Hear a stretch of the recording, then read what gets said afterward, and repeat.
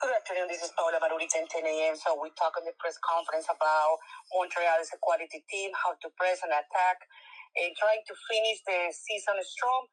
What do you like about the first half, and what would you like to change for Dallas, Salt Lake, and Los Angeles? Thank you so much.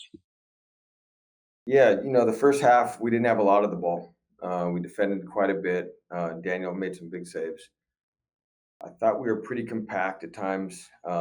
Montreal's a good team. They play these little combos centrally. They overload that middle area and make it difficult. But I thought there were times where when we did break their press, we had to be more clinical. Whether it's a ball over the top that we underhit or we had a really good chance with Pellegrino on a header that we have to finish. That puts us up 1-0.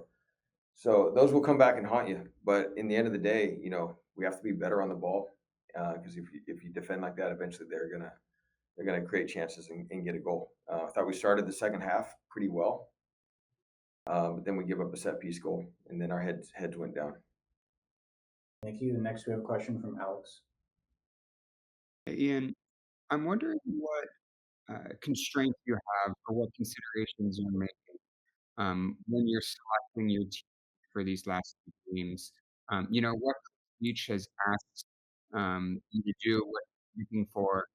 Because some of the decisions to bring on guys like, Alfredo Morales or Tommy Thompson are kind of hard to explain when the team is losing and, they're older guys who are on contract and some of the younger guys are there on the bench. So I'm wondering the kind of goals you have in the context in which you're making that decision.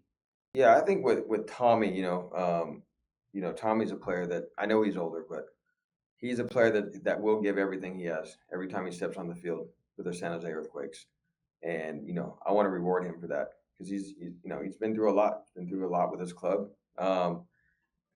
Alfredo came on, good experienced player. Gressel was on a yellow card, almost got a second yellow, so I wanted to change that because Carlos has been pretty good for us. So that was the decision with that.